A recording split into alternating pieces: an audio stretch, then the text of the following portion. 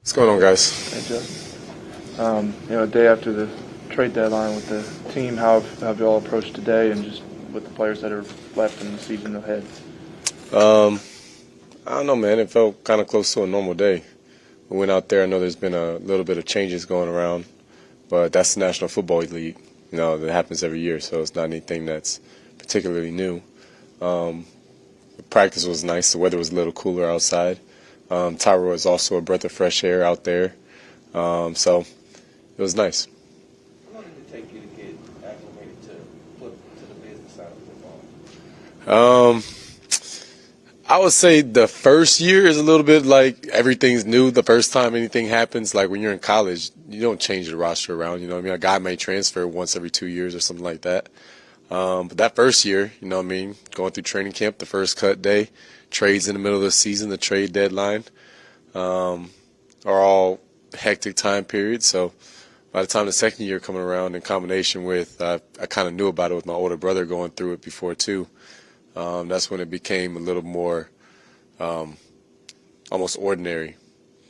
You've been with Vernon the last 3 years. I mean, what does his departure kind of mean to you, and what does it say about the secondary at this point? Yeah, in the secondary, we're continuing to try and figure it out.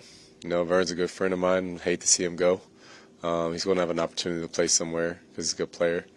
But we're still trying to figure it out on the back end, find the best combination to eliminate those missed tackles, stop the big plays, and find a way to play a tighter defense.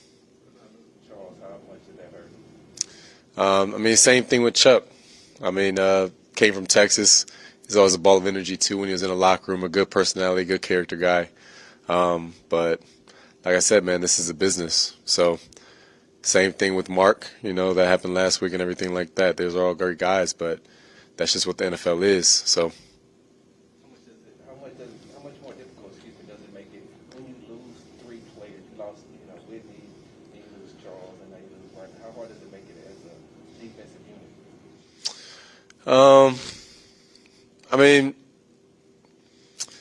You miss the personalities. You miss the guys in the locker room, the camaraderie. Guys come in, too, and they also add another element to the camaraderie and into the locker room personality. So personalities are always shifting. Can't say that there was a whole lot of chemistry to begin with because the whole defense is essentially new already anyway. But, It hurts in the sense that those guys are going somewhere else. But, like I said, it's just the NFL, man. This is what happens in this league. Hey, Justin, you guys are both on losing streaks. Both teams obviously in desperate mode to get a win. How does that change the approach, if anything, and what is the mentality of the team being on a 7-game losing streak and you're about to play a 1-7 Miami team? Well, the mentality's got to be the same, man. I always believe you got to be the same guy regardless if you're on a 7-game winning streak or a 7-game losing streak. And that's just focusing at the task at hand. And the task at hand right now is the Miami Dolphins. Like I said, Tyra coming back this week has been a great breath of fresh air. And you can feel that electricity kind of running through the team. And we're just going to go. We're going to play football. We're going to play with our fundamentals. We're going to get it right. We're going to try and get a win. Justin, Nico talked to us earlier today, and he was talking about the culture and the direction and how much there still is left to go.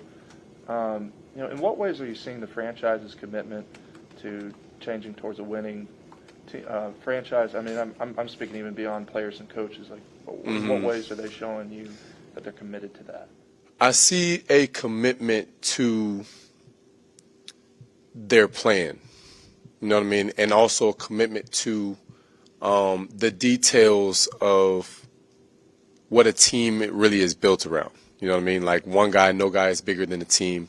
We're going to do what's best for the team. You got to show up on time. You got to be responsive, those type of things. I've seen a strong commitment to that. And in the long run, that's going to help build a strong core of players that essentially are always doing the right thing. So I have seen that. Just in the way this team has rebuild itself ever since you got here. You see all the changes that's going on to the people that's came and went. How much is all the changes and everything is going to weigh into your options this offseason when you start looking around the league to see whether or not you want to stay here? I don't know, man. That's going to come whenever the offseason comes. We still got what is it, 9 weeks left? So I'm going to tackle the 9 weeks. Those conversations are going to be had in February, and we're just going to have to figure it out then. When you see Tua, what do you see from him as a quarterback, as a young guy that hasn't had a full season under his belt yet? Yeah, I think he's a talented kid. I feel bad for him that he struggled with so many injuries. I mean, I think all of us have seen the leg thing that happened with him. So that's unfortunate for him. As far as his quarterback talent, I think he has an accurate arm. I still think he's trying to find his groove into the NFL. So they're taking care of him a lot about with the short passes, RPOs, that type of thing. He is a lefty, which is a little bit, so he's one of a few lefties in the league, so that's a little bit different as far as quick game goes with tendencies in which direction he likes to go to. But he's a solid guy, man. He's talented. He was a first-round pick for a reason. So he's still just trying to find his wings and become their guy. Justin, you're the team's emergency kicker, but who's your emergency punter and who's your emergency holder? I would assume it got to be one of the quarterbacks to be the holder. I can go in there and punt if they need me to. That's easy.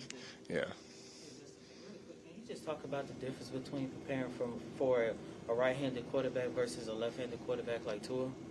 Yeah, so that's really twofold, and that's a little bit with the rush game as far as where you want the games to be, because normally your left tackle is the most important lineman, but if you have a left-handed quarterback, it's really your right tackle because that's the blind side of the quarterback. So if you can put some stunts that's coming to his blind side on his back side, you have a better chance of him not seeing and getting the ball out. And also in coverage, quarterbacks tend to have a tendency to whichever way their shoulders are open. So if you're right-handed quarterback, they typically like to throw a little bit more to their right, your left, and vice versa with the left-handed quarterback. So you just pay attention to tendencies like that, and after that, you just play football.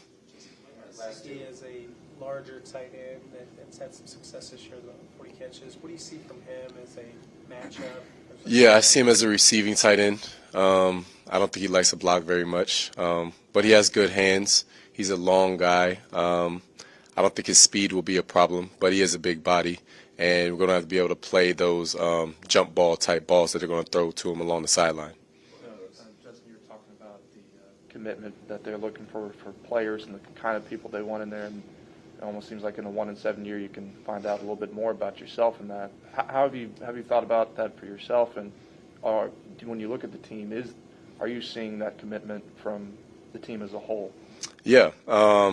I'll tell you what, one thing that being on a streak that we're in right now does reveal a lot of character. So you find out a lot about yourself, you find out about others, and the type of player and the type of professional you are, and showing up today, still showing up every day and being a pro, doing your job, doing it with enthusiasm, taking care of your responsibilities on and off the field with body recovery and things like that. So a lot of those things just start to reveal themselves, and you learn what type of guy you are, because you got to look yourself in the mirror and ask yourself, what could I be doing better? And you also get to see that around your peers around you. All right, thanks, guys. Yep. Brandin, what's it like to have Tyrod back? He's moving pretty good there. Yeah, no, he looks great. I mean, it's great to have him back, just his presence. So, we look forward to it. Last time we talked to you, you said it would be pretty cool to be part of something special to be able to rebuild this organization. What is it about the Texans that want to keep you motivated and help turn this franchise around? It's more so just about taking something that hasn't been too great and turning it around. I mean, that challenge is life is intriguing, and I think we got some great pieces around here, and I look forward to continue to build on that. Is there anything from previous teams you've been a part of that now that you've kind of been part of this sort of process here, maybe you have a little bit more of appreciation for things that were already established with those teams in terms of a winning culture and just how they do things? Well, yeah, I mean, I've been blessed and fortunate to be a part of some great organizations. No one has it perfect, right? You take a little piece here and there. You love to add that to your repertoire. Just trying to be able to add some of those things that I learned from those places here so it can help us all get better. All right, with you guys being on similar seasons as far as records and the way things have been going, you and Miami, is there any different approach to this one? No, not at all. We stressing up for Sunday for another football game. Now looking at the record, they got a good team. And it's, from a similarity standpoint, you don't think of that. At the end of the day, we both got to dress up Sunday and play a football game. Culture has become the buzzword around not only just this team but the league. What does culture mean to you? I mean, that's a lot of things. But first and foremost is the way that you go about business. And the way I think about it, when you have a positive culture, you walk around, you're able to love one another. You'll be able to have fun and have that joy in and outside the locker room. Obviously, we all get this as a business, and that is what it is. But while you're here, you just want to be able to love others and do things together and make sure that you're all on one accord from top to bottom, not just players to players, but, players to coaches, coaches to players, front office and everything. And if we can do that, I think that right there is a positive step forward. Nick Cassera was talking to us this morning about some of the trades that have happened with Mark Ingram particularly. And you talked to us a little bit about that. He said there was something important for them that they wanted to try to do the right thing when it comes to players. Have you seen that throughout that? And whenever they do that, what's the kind of message that comes through? No comment. It's just, it's all dead and gone now. So we got to move forward on that. So. Yeah. Yes, sir. No, I was just going to go ahead. Brandin, at what point in your career did you realize that the NFL, was a business? Because the trade deadline comes and goes every year, and you've been on some teams that you've lost some really close people to. So, people. At what point did you realize that it was a business side of it? Pretty early on. Any time money is involved, you kind of figure that out quick. But you can only control what you control. Those things you got to trust the process, trust the organization on. And for me, I've always just tried to do the best I can to be the best I can for whomever I'm playing for. Yeah, thanks, guys. Thank you. How y'all doing today? Look at when you look at the state of the team and on a 7-game losing streak, how hungry are you guys to just get off that schneid and break the streak and get a victory? And you are playing a 1-7 team like yourself on month. Yeah, we're just looking this week. It's another opportunity. It's another chance to go out there and and compete. So that's our mindset this week. Another opportunity, another week. So let's improve from last week. What can Tyrod add to the offense you guys have been missing the past few weeks? A lot. It's just energy. I'm glad he's back. But we feel confident. With either one.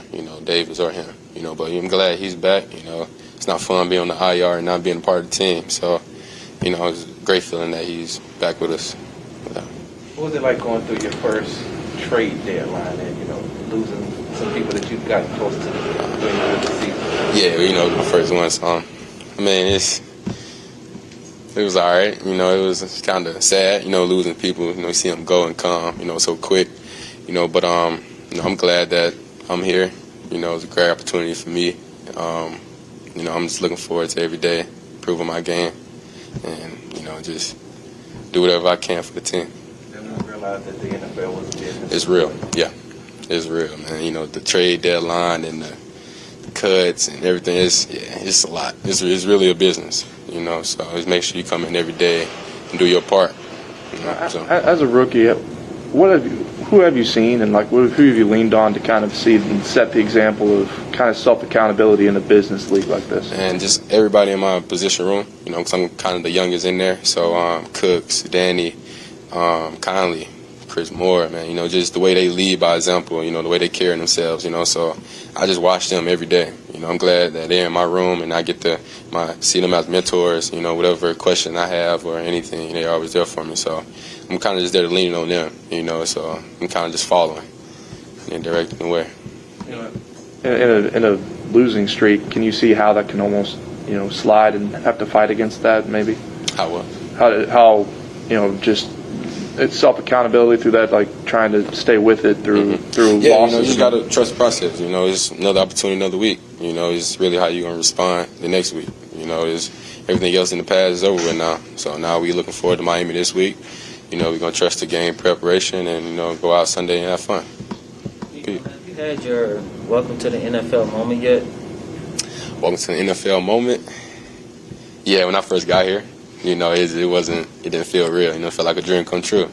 So a lot of guys in this league, a lot of people in this league, they're great, and to share the field with them on Sundays, man, it's a great feeling. It's a real, it's real.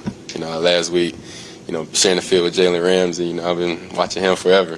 Actually on the field with him. So it's real, man, and I'm glad that I'm here. For sure. Blessed. Against Jalen Ramsey at all? Did you match up against Jalen Ramsey at all? Pretty sure I did. Yeah, depending on what side I was on. Yeah, pretty sure. How was that? It was good. It was fun. Go out there and compete. Just play football. End of the day, it's just football, man. Yes, sir. With Miami having guys like Byron Jones, Xavier Howard, you look forward to that challenge of other guys that are well known. Yes, sir. Yeah, it's another week, another matchup, another opportunity. That's how I'm looking at it. Going out there, trusting my skills, in the game preparation. And go out there Sunday, just have fun, make plays. How excited were you? Beyond the approach, just what do you see from those two corners? Oh, they're great befensive backs, for sure. You got to respect their game. It's the reason why they've been in this league for a while, been successful. So, once again, man, I'm just going out there and just play football. It's an opportunity for me. How excited were you for Brandin last week? Oh, man, lit. I was so happy for him, man, because he's been, grinding, working his tail off, His first time being on the active roster, man. He came out there and made a big-time play for us, to put 6 on the scoreboard, man. It was a great feeling. He's part of the rookie class, so, I was hyped for him, for sure. Yes, sir. Being with this team, and you're rookie and Brevin too, kind of some of the people that are a part of this long-term contracts and looking to the future. How do you view how you can help? And I don't know, how do you even think about that, about where you are with this, and how you could eventually help the team? Yeah, that's my goal. Yeah, hopefully be a big impact, on this team. But my main focus is come in every day and get 1% better. Whatever I can be here for the team, whatever the coaches need me to do, I do whatever for them. So that's my mindset every day I come in the building. Just finding ways to get better, to improve, and help this team out. What's the difference between working with Davis and working with Tyrod? Just Tyrod just got experience. He's been in the league, for a while, and Davis is great too. But I feel confident with both of them. No matter who's in and who's not. I feel like they both can come up to the plate, and do their thing. Okay. All right. Thanks, guys. Appreciate y'all.